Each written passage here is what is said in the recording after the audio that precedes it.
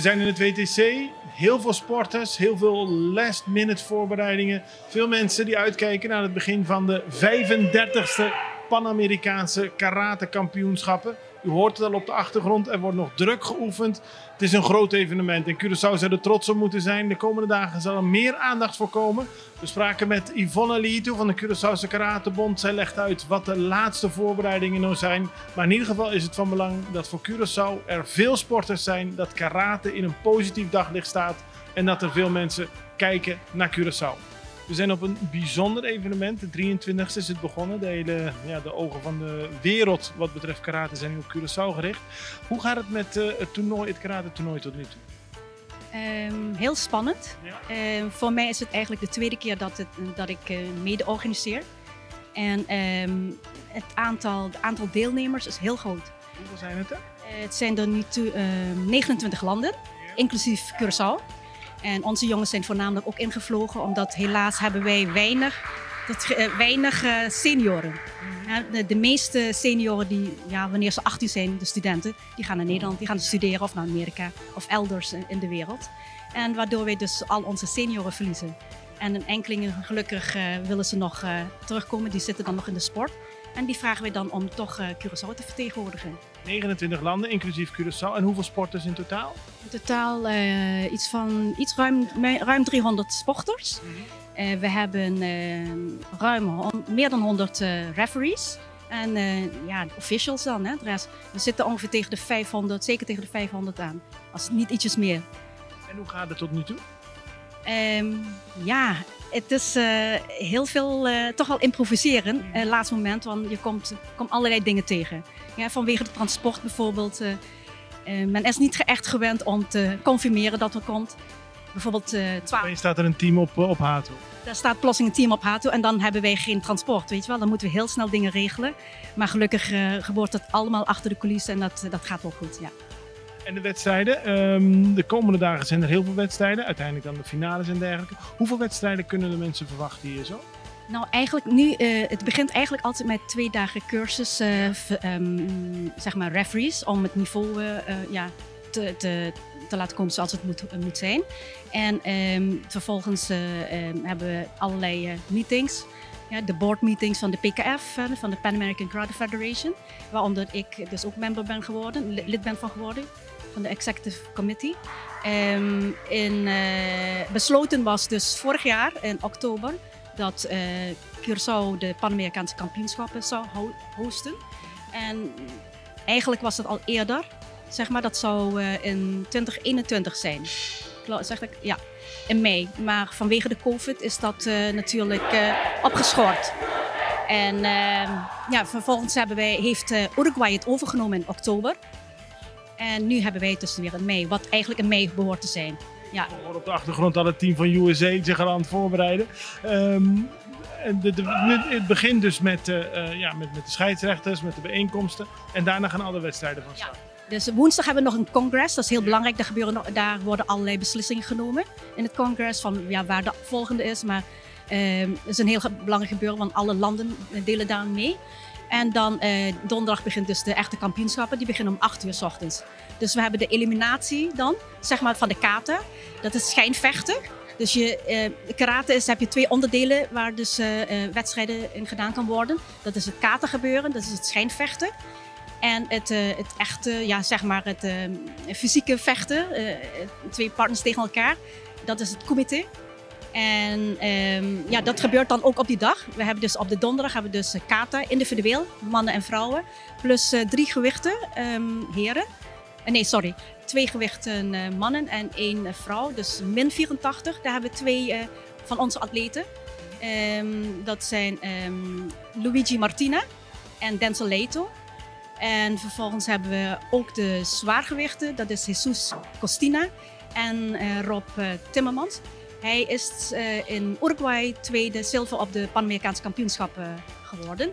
Dus ja, weet je, we hebben die zijn dan op donderdag. Dat is heel spannend. Het is ook leuk als jullie dus komen kijken. Dat zou heel leuk zijn natuurlijk. Kunnen mensen gewoon komen kijken ook of niet? Ja, ze kunnen komen kijken. Het is gratis in die zin omdat we toch wat publiek willen. Vooral van de scholen, van de karatescholen, die zijn natuurlijk welkom. Het publiek ook.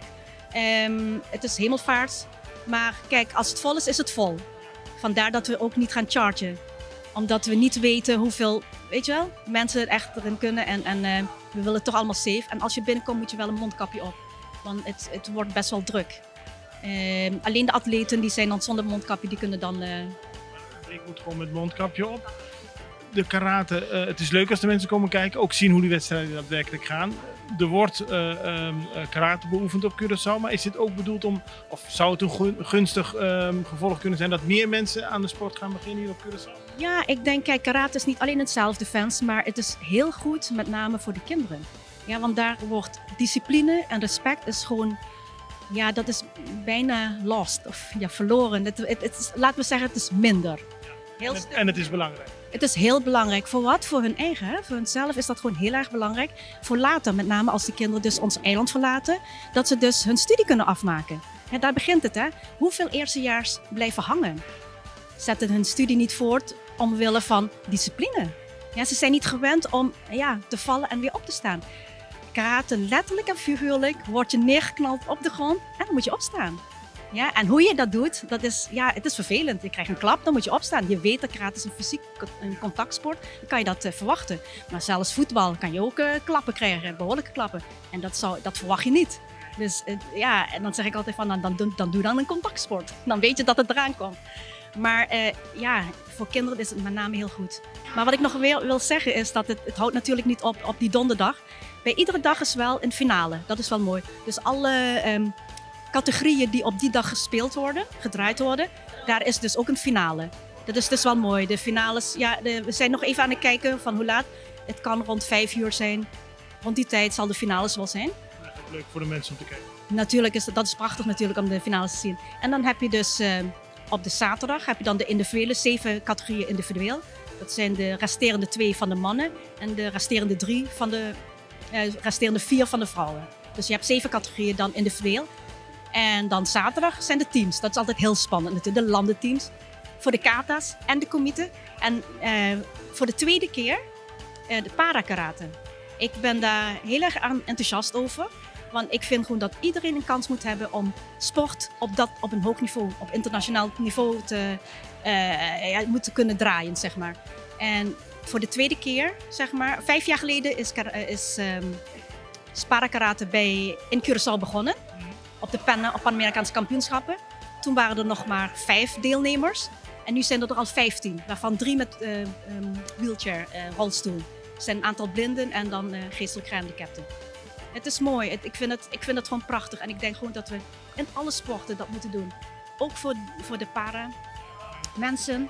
Om hun ook het gevoel van eigenwaarde te kunnen laten vergroten. Want dat doe je ermee. Hè? Als je zo'n kampioenschap wint, dan groei je gewoon in je ego. En dat is daarom belangrijk voor kinderen. Kinderen moeten zelfesteem en zelfvertrouwen krijgen.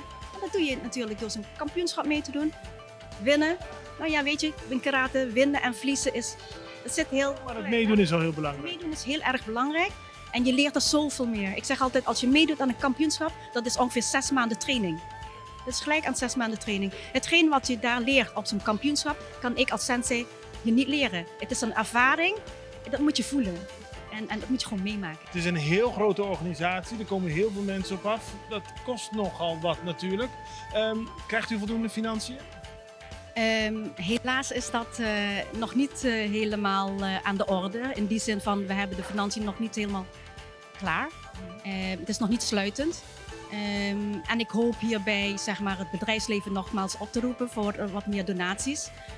En dan ook nog de overheid. Ik hoop echt bij deze dat wanneer de overheid mij nu hoort, dat de overheid ons gaat steunen. Want tot nog toe hebben we 0 op het protest gehad. Niks van de overheid hier gekomen. Het is allemaal privégelden, zeg maar. Het is allemaal privégelden. En to be honest, een van de allergrootste sponsor hier is LBH LBH Groep. Die heeft het hele WTC, waar het event plaatsvindt, heeft dat gesponsord. Zonder hun was er niet eens een beginnen aan. Want dan hadden we geen plek. Was dat niet. En de rest zijn ook wel een paar grote sponsors. Er zijn een heel aantal sponsors. En die laten we dus ook op de screen zien. Tijdens de kampioenschappen zien ze hun logo, kleine promo's voorbij gaan. En dat is internationale aandacht, want vanuit de hele wereld wordt er naar gekeken. Van de hele wereld wordt er naar gekeken. Ja. Het wordt, daar is, hoe noem je dat? Streaming is er in verschillende landen. En ja, de hele wereld kijkt ernaar.